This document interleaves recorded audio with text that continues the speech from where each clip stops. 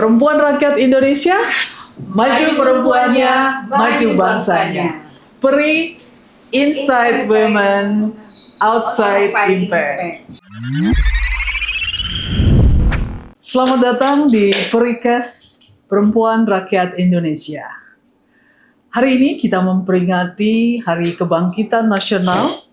117 tahun yang lalu, para pemuda berkumpul tanpa batas suku dan daerah untuk menyatukan Indonesia. Pertanyaannya, kalau semangat itu hidup hari ini, di mana suara perempuan? Bersama kami telah hadir dua pengurus Perempuan Rakyat Indonesia. Saya perempuan dari Partai Rakyat Indonesia. Kita akan bedah isu-isu perempuan yang sering luput dari meja kebijakan. Bersama saya, Juliana Sofia Damu, Sekjen Perempuan Rakyat Indonesia. Dan ini adalah episode Perempuan Bangkit, Bangsa Kuat. Mari kita mulai. Telah hadir bersama dengan kita dua narasumber kita, yaitu Mbak Sitna dan Mbak Ana. Selamat datang Mbak Sitna. Ya, selamat datang Bu Mbak Sitna. Ana, selamat datang. Apa kabar teman-teman? Alhamdulillah, kabar baik. Ya. Kita mau berkenalan ya sama Mbak Ana dan Mbak Sitna. Nanti kita akan berikan kesempatan kepada Mbak Sitna mungkin terlebih dahulu untuk memperkenalkan diri dan juga bidang apa yang Mbak pimpin di DPP PERI. Silakan Mbak Sitna. Ya, terima kasih. Saya perkenalkan diri. Nama saya Sitna. Saya di struktur pengurus PERI Rakyat Indonesia. Di sini sebagai wakil koordinator ketua bidang organisasi dan kaderisasi. Oke, jadi Mbak Sitna membidangi organisasi dan kaderisasi ya? Ya, benar. Kira-kira apa sih bidang ini, apa sih yang mau dikerjakan di bidang ini? Untuk bidang organisasi dan kaderisasi, di sini di bidang organisasi kita merekrut untuk merekrut pengurus yang nanti akan kita ambil dari sayap partai, terus dari tiap-tiap DPD itu nanti kita bentuk sayap Partai Rakyat Indonesia, khususnya Perempuan Rakyat Indonesia. Itu nanti kita merekrut perempuan-perempuan yang bisa berjiwa pemimpin. Perempuan-perempuan yang nanti ke depannya dia bisa menjadi pemimpin yang terdepan, bukan lagi perempuan yang terkebelakang. Gitu. Wow. Dan nanti di bidang ini perempuan-perempuan tersebut yang udah kita ambil, nanti kita rekrut mereka, terus kita membuat pelatihan-pelatihan untuk edukasi kaderisasi ya. Okay. Jadi pelatihan-pelatihan bagaimana kepemimpinan mereka ke depan. Jadi perempuan-perempuan di rakyat Indonesia ini pasti dilatih dan diberikan bimbingan teknis seperti itu. Oke, baik. Jadi intisarinya adalah bidangnya Mbak Sitna ini untuk merekrut perempuan-perempuan calon pemimpin bangsa kita lah, begitu ya, kira-kira lewat Partai Rakyat Indonesia. Gitu. Jadi lewat wadah Perempuan Rakyat Indonesia inilah kita bisa membentuk suatu jiwa karakter untuk perempuan, bahwa perempuan itu harus lebih maju demi bangsanya. Oke, baik, terima kasih Mbak Sitna ya. Oke, sekarang kita ke Mbak Ana. Mbak Ana boleh perkenalkan diri dan bidang apa yang Mbak bawahi di sini. Silakan. Oke, selamat siang. Nama saya Ana. Saya di bidang kewirausahaan dan politik dan regulasi, seperti itu. Jadi di sini saya akan memberikan informasi kepada merekrut perempuan-perempuan yang dia ingin berusaha, tapi peran gandanya itu kayak terhalang tembok ya. Jadi bagaimana untuk bisa dengan peran gandanya sebagai perempuan yang selama ini yang kita ketahui seperti UMKM. UMKM itu perempuan untuk tingkat daerah atau lokal dengan peran ganda dia sebagai ibu rumah tangga dan dia harus mengurus anaknya antar jemput sekolah, itu keluarga. tentunya keluarga sangat ini ya, sangat kalau untuk tingkat daerah mungkin masih bisa tercover. Paginya dia aktivitas sebagai ibu rumah tangga, siangnya dia bisa jaga koperasi atau UMKM masih bisa seperti itu. Tapi ketika dia dihadapkan di peran nasional, itu dengan yang tiba-tiba dia harus mendadak meeting rapat dengan kondisi yang, nah itu yang menjadi hambatan ya. Kenapa perempuan itu di peran ganda itu ada 3 tembok sebetulnya. Yang pertama tadi tembok peran sebagai memang ibu rumah tangga, dan kedua adalah jaringan dan sosial media. Ya seperti itu, kadang-kadang kan kalau harus semuanya sesuai dengan ini ya, peran masing-masing suami dan istri itu harus benar-benar seperti itu. Jadi kita melihat bahwa perempuan itu mempunyai banyak peran ya, baik di keluarga maupun di sosial masyarakat. Oke, hari ini kita dalam rangka Hari Kebangkitan Nasional ya. Kita tahu bahwa Hari Kebangkitan Nasional itu lahir dari semangat Budi Utomo tahun 1908.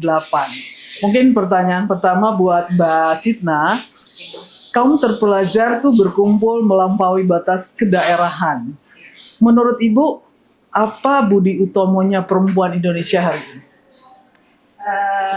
Menurut saya, untuk perempuan di zaman sekarang, dari sejarah kebangkitan nasional yang dengan kaitannya dengan kondisi hari ini ya, itu kita melihat untuk di perannya waktu di zaman Budi Utomo itu lebih difokuskan pada tingkat di bidang pendidikan. Ya, khususnya pendidikan itu yang lebih difokuskan untuk orang-orang yang bersekolah di masa itu ya. Tapi untuk sekarang di zaman sekarang kita itu untuk perempuan kita harus melihat khususnya di bidang pendidikan gitu. Pendidikan yang harus kita utamakan supaya perempuan-perempuan yang sekarang ini udah banyak perempuan yang ada yang menjadi pendidik, guru, terus ada jadi dosen dan sebagainya. Jadi untuk tingkat pendidikan di masa sekarang itu perempuan udah paling rate-nya di atas gitu. Sekarang, jadi dia tidak tertinggal dibandingkan dengan di zaman Budi Utomo. Ya, baik. Jadi memang kita di Perempuan Rakyat Indonesia ini memang kita membangun satu kesadaran bagi perempuan bahwa Partai Rakyat Indonesia mendorong keterlibatan perempuan di struktur kepemimpinan di negara ini. Kita menginginkan keterwakilan perempuan sebanyak 35%, ya kalau bisa lebih daripada 30% itu sangat bagus. Dan tadi yang Mbak Sita sampaikan bahwa pendidikan adalah pilar fondasi utama yang kita bisa contohkan dari Budi Utomo, gitu ya.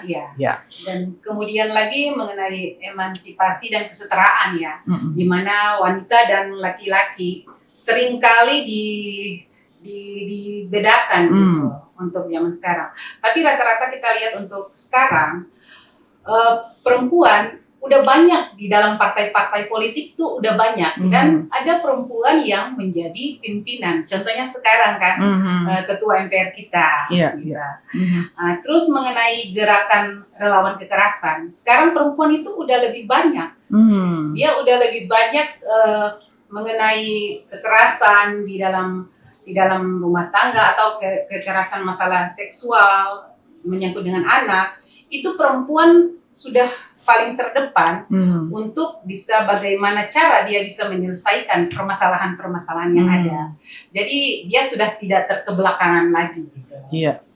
Berarti ada satu tembok yang sudah dipatahkan dengan keberanian perempuan untuk melawan hal-hal yang berupa kekerasan terhadap perempuan maupun anak ya. Nah, ini yang kita juga akan dorong di Perempuan Rakyat Indonesia. Saya mau ke Mbak Ana ya. Mbak Ana, banyak perempuan mau menjadi pengusaha atau mulai berusaha sebagai UMKM dan keterlibatan dalam politik lokal. tapi jarang sampai di meja kebijakan nasional. Tadi yang Mbak Ana sampaikan. Nah, menurut Mbak Ana, apa tembok kaca terbesar yang masih menahan perempuan di jalur ini? Peran ganda tembok yang besar adalah yang pertama yang tadi saya sampaikan, bahwa 80% pekerjaan rumah itu ditanggung oleh perempuan. Perempuan, oke. Iya. Jadi di mana dia ingin berusaha, tetapi dia karena tugasnya memang sebagai ibu, ya, yang harus merawat anak. Nah, itulah yang menjadi satu, sifatnya semuanya non teknis sebetulnya. Jadi yang tembok itu sifatnya non teknis seperti itu. Apalagi kalau di skala yang daerah, tapi ketika daerah mungkin bisa tercover ya. Kalau di daerah misalnya kayak seperti UMKM koperasi, nah dia di sela-sela waktu itu dia bisa sambil mengembangkan usahanya, begitu. Tapi kalau sudah masuk ke tingkat nasional, nah itu agak kerepotan ketika ada dadakan rapat meeting untuk pembahasan. Terus juga kalau identik perempuan itu tegas, dibilang galak. Kalau laki-laki itu tegas, ya tegas seperti itu. Jadi penilaiannya beda seperti itu. Nah, menurut Mbak Ana, UMKM kita yang perempuan ini sekarang sudah seberapa maju sih saat ini? Oke, kalau untuk daerah itu terutama yang terbesar ini sekarang UMKM-nya di Jawa Barat ya. Tapi kurang terorganisir karena memang harus memang benar-benar dibekali mengenai UMKM. Nah, saat ini peran pemerintah sebetulnya sudah ada seperti misalnya dari Bea Cukai, dia memberikan kesempatan opportunity untuk UMKM dengan mempertemukan para investor seperti itu. Nah, investor dengan UMKM. Ya, atau yang misalnya saya boleh nyebutin ya, kayak seperti Balai Besar Pendidikan dengan Bank Indonesia juga sudah mengadakan merangkul UMKM dengan mengadakan pembekalan materi sampai benar-benar mereka bisa paham tentang bagaimana untuk ekspor sampai tahapan itu.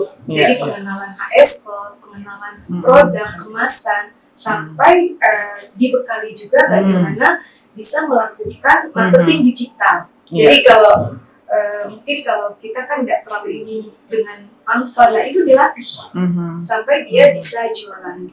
Jadi yang luar biasa sekali, ada salah satu UMKM, dia menjual tanamannya dari Jawa Barat, Subang, itu diekspor ke US.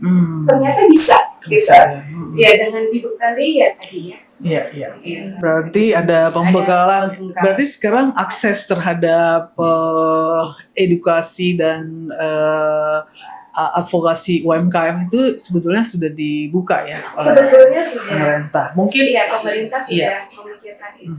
Jadi mereka ada dana-dana CSR yang mereka melakukan secara continuously. Dalam 1 tahun nanti ketika sudah dilatih, sudah paham, 3 bulan berikutnya mereka akan diadakan business matching. Jadi connecting dengan beberapa negara dipertemukan. Tapi UMKM itu dilatih dulu sampai benar-benar bisa. Bagaimana dia bisa menghitung biaya ekspor, itu semuanya dilatih dulu. Diberikan seperti bimbingan teknis. Nah, bimbingan teknis. Oke, mungkin nanti Mbak Ana bisa cerita lagi bagaimana program yang mau dibuat di bidang Mbak terkait dengan pengembangan UMKM, terutama bagaimana PERI ini hadir untuk memberikan tidak saja bekal ilmu seperti yang tadi, tetapi bagaimana mereka diakses kepada pasar, diakses kepada financial, dan diakses kepada skema pembiayaan maupun cara membuat bisnis mereka bisa bertumbuh dan berkembang. Nanti kita ke situ ya. Saya mau ke Mbak Sitna dulu ya. Mbak Sitna, data BPS tahun 2024 mengatakan bahwa akses air layak 92,64%. Tapi Papua Pegunungan masih 30%. Kenapa isu dasar seperti air bersih masih menjadi kemewahan bagi perempuan di timur Indonesia. Mungkin kita nggak lihat Papua, tapi ada contoh-contoh di NTT, mungkin di Maluku. Mungkin Mbak Sitna boleh cerita. Yang saya lihat di sini masalah menyangkut dengan masalah air ya, yang masih 90%. Dari 90% ternyata 30% itu masih menjadi keistimewaan ya untuk masalah air. Khususnya yang aku lihat ini contohnya di daerah Papua ya. Nah, di daerah Papua itu terhalang dengan masalah letak geografis. Dia kan berada di daerah-daerah pegunungan, memang di situ agak susah air. Jadi di sana itu diutamakan itu kaum-kaum perempuan. Ketika mereka mengambil air, itu kan posisi geografisnya dia itu agak kayak di lembah gitu, di gunung. Jadi itu juga bisa menjadi menjadi kendala buat mereka karena memang rata-rata untuk perempuan Papua dia keseharian mereka dalam menjadi ibu rumah tangga dia udah otomatis bahwa itu tanggung jawabnya dia. Sementara ketika dia mengambil air yang begitu susah, itu terhalang oleh ada beberapa aspek ya yang bisa ada dari faktor geografisnya tadi. Kemudian di wilayah itu dia kan ketika dia pergi mengambil air ada beberapa ini yang dia takut jangan sampai itu menyangkut dengan dirinya dia ya, berarti dengan keselamatannya dia juga karena bahaya dari lembah hutan-hutan yang dia harus pergi tiap hari dalam kehidupannya dia membutuhkan air. Disitulah yang kita agak takut. Karena itu kalau boleh, khusus untuk pemerintah ya, itu dalam pembangunan infrastruktur khususnya di daerah Papua itu kalau boleh diutamakan. Karena kita melihat tadi bahayanya ibu-ibu ketika dia mengambil air itu dia melewati lembah-lembah yang akan berpengaruh. Dalam satu hari ketika dia mengambil air, dia kan pergi mengambil air itu dengan memikul.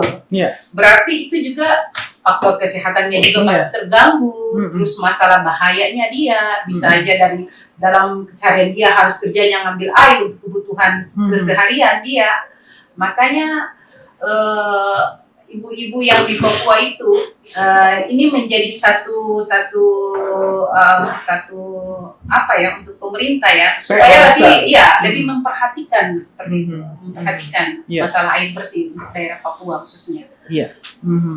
Memang kita melihat bahwa akses air bersih ini kalau bicara di Papua atau di NTT atau di Maluku atau di ujung timur itu sepertinya sesuatu barang mewah gitu ya.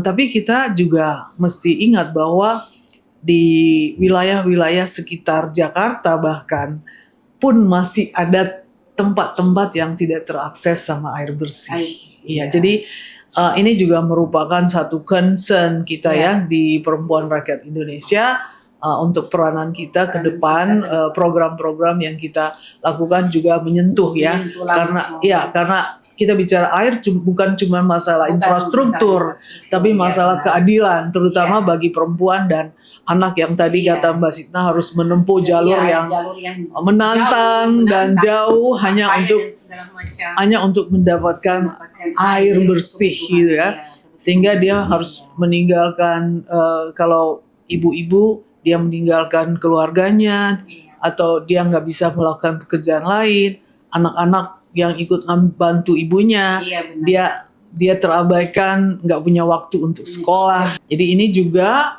teman-teman ini juga akan menjadi salah satu program di dalam Perempuan Rakyat Indonesia untuk mengangkat isu-isu terkait dengan air bersih yang bisa diakses oleh masyarakat, khususnya oleh perempuan dan anak. Nah, sekarang saya ingin ke Mbak Ana. Nah, Mbak Ana tadi sudah menjelaskan tentang bagaimana UMKM itu mengalami satu kesulitan dan dia sudah mendapatkan akses terhadap fasilitas yang diberikan oleh pemerintah gitu ya. Nah, bagi Mbak Ana, di bidang Mbak Ana ini apa kira-kira program yang ingin dicetuskan atau dilakukan menyangkut dengan UMKM di dalam keterlibatan Mbak sebagai pengurus di Perempuan Rakyat Indonesia. Silakan. Jadi kalau untuk UMKM yang dia baru mau mulai ya, pertama dia harus pahami dulu produknya. Setelah paham produknya, dia pahami dulu regulasinya. Setelah pahami regulasinya, dia harus juga step berikutnya dokumentasi. Ya, jadi untuk produk-produk itu kan pasti setiap produk itu punya tersendiri ya aturan-aturannya begitu. Jadi harus mengerti produk apa yang akan dia bangun gitu ya. Baik, jadi dari apa yang disampaikan Mbak Ana ini memang akan menjadi juga satu program yang akan dilakukan oleh PERI ya, Perempuan Rakyat Indonesia, terkait bagaimana kami memberikan edukasi skill-skill baru kepada UMKM supaya mereka bisa upgrading ya, mereka bisa naik ke level yang lebih baik, lebih tinggi secara packaging, secara keilmuan, secara regulasi, dan terutama ketika mereka akan masuk ke pasar-pasar ekspor, itu mereka betul-betul akan dibekali dengan ilmu-ilmu terkait pasar global, sehingga ketika mereka ingin masuk dengan produknya, mereka sudah memiliki satu mindset global gitu ya. Iya, itu yang bisa saya tambahkan. Ya. UMKM itu juga dibekali bimbingan teknis bagaimana dia bisa menyusun harga jual ekspor. Ya. Kebanyakan UMKM yang ada sekarang di kita itu mereka bagaimana saya mau ekspor tapi bagaimana caranya, akhirnya ujung-ujungnya kena di tengah, maaf ya, bukan yang langsung dia forwarder, tapi dia agent, tapi harganya itu nggak match gitu ya. Dan itu banyak yang terjadi, mereka tidak bisa menghitung harga jual ekspor. Harusnya itu bisa dibekali lewat bimbingan teknis. Dan bimbingan teknis itu juga dia harus ada wadah. Wadah lewat pemerintah ya, lewat Kementerian Perdagangan. Nah, untuk bagaimana cara dia bisa ekspor keluar.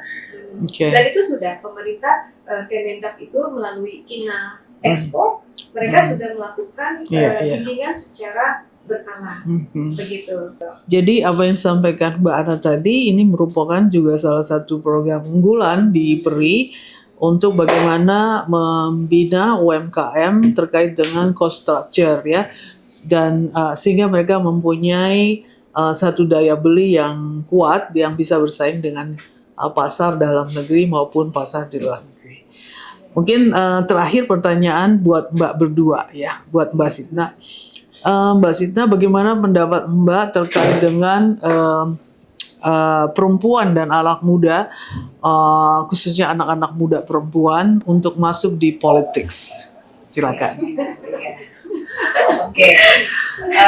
Untuk bagaimana cara kita bisa merekrut anak-anak muda sekarang, karena ada anak-anak muda yang berpendapat bahwa politik itu kejam. Politik itu kotor katanya. Tapi sebenarnya politik itu tidak kotor. Orang-orang yang ada di dalamnya, pelaku ya, itu aja. Sebenarnya politik ini merupakan suatu jalan untuk kita masuk di situ. Bagaimana cara kita anak-anak muda bisa menjadi wadah buat dia, bagaimana cara dia untuk maju ke depan. Jadi dia anak-anak apa yang mau disampaikan oleh anak-anak muda, aspirasi apa yang mau dia bawa, ya lewat wadah politik ini. Jadi perlu kita dorong kesadaran untuk berpolitik khususnya perempuan ya. Khususnya perempuan. Apalagi kita tahu sekarang kan untuk memenuhi persyaratan itu perempuan harus 30%. Iya. Jadi situlah PERI hadir ya. Situlah PERI hadir untuk bagaimana cara kita merekrut sampai ke akar rumput. Oke. Dengan tujuan satu untuk membesarkan partai rakyat untuk menang atau menang lagi di pemilu 2029. Untuk Indonesia lebih maju Indonesia lebih baik. Lebih baik ke depan seperti itu. Oke, baik. Bagaimana Mbak Ana? Iya. pendapat Mbak? Katanya politik itu kotor. Aku nggak mau politik gitu ya. Gimana menurut Mbak? Betul sekali. Yang sekarang di masyarakat ya, malah saya dengar dari beberapa informasi yang didapat baik dari tetangga keluarga, katanya ini ngeri juga ya gitu. Maksudnya bisa ada malah bahasanya yang lebih ini banget ya gitu. Kok sama saudara jadi karena beda partai jadi berantem, jadi pecah ya. Malah ada yang pokoknya udah semua deh sampai acara ahli waris juga pecah gitu kayak politik gitu. Sampai kakek antara kakek terus anak ayah beda itu udah pecah tuh seperti itu. Tapi sebenarnya dalam itu kita harus bagaimana memberikan pemahaman ya pada mereka bahwa politiknya bukan seperti itu. Justru lewat politik kita bisa menciptakan pemimpin-pemimpin yang bisa membawa aspirasi untuk memajukan negeri ini. Gini ya. Baik. Jadi saya rasa dengan lakukan komunikasi ya. Iya benar. Komunikasi yang baik, pemahaman dari anak-anak sekarang ini, gimana sih mereka bisa melihat politik secara positif bukan dari negatif, karena sekarang mereka berpandangannya tuh negatif bukan positif. Kebanyakannya seperti itu. Lebih ke belum paham. Iya, karena belum masuk ya, jadi belum tahu gitu ya. Dengan kita ada di politik itu artinya ketika kita punya program yang sekiranya bisa bermanfaat buat masyarakat. Bisa disampaikan lewat jalur politik ya. Kalau kita di luar kan kita tidak bisa menyampaikan program kita apa gitu. Iya. Baik. Teman-teman, jadi dari obrolan kita dengan dua narasumber kita, teman-teman dari pengurus DPP Perempuan Rakyat Indonesia, hari ini ada 3 hal yang kita bisa petik bersama-sama. Yang pertama adalah bahwa kebangkitan nasional tidak lengkap kalau perempuan masih tertinggal di akses dasar seperti air, pendidikan, dan rasa aman. Yang kedua, bahwa perubahan butuh lebih dari sekedar wacana. Kita butuh niat, butuh tekad dan struktur yang memaksa birokrasi untuk bekerja. Dan yang ketiga, ruang itu tidak datang dengan sendiri. Perempuan harus merebutnya lewat organisasi, lewat politik, dan aksi nyata di akar rumput. Perempuan Rakyat Indonesia sudah menunjukkan jalannya. Sekarang giliran Anda dan kita semua untuk ikut bersama-sama bergerak. Kalau kamu merasa tergerak, jangan berhenti terinspirasi dengan cerita kami hari ini. Cari tahu, bergabunglah, dan suarakan. Karena Indonesia maju hanya apabila perempuannya bangkit bersama-sama.